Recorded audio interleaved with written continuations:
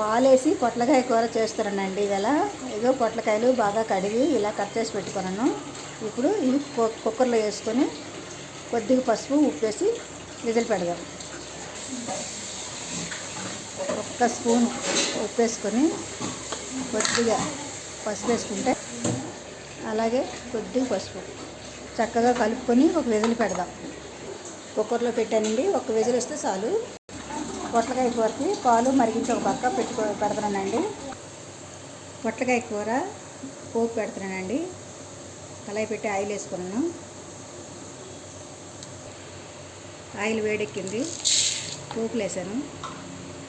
ఆవాలు, జీలకర్ర, మినపప్పు, శనగపప్పు.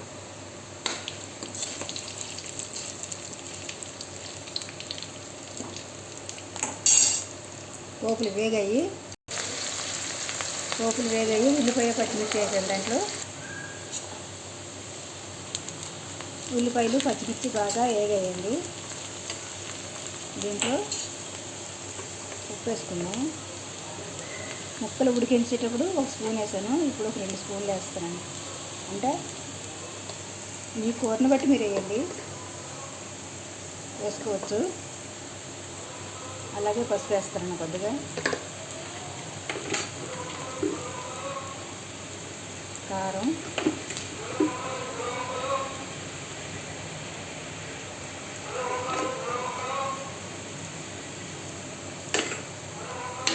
చక్కగా కలుపుకోవాలి.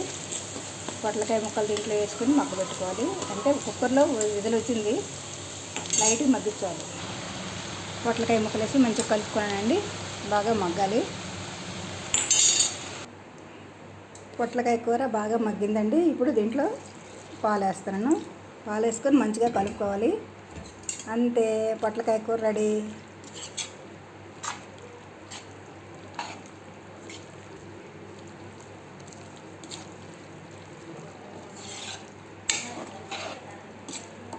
పాలేసి ఉన్న పొట్లకాయ కూర రెడీ.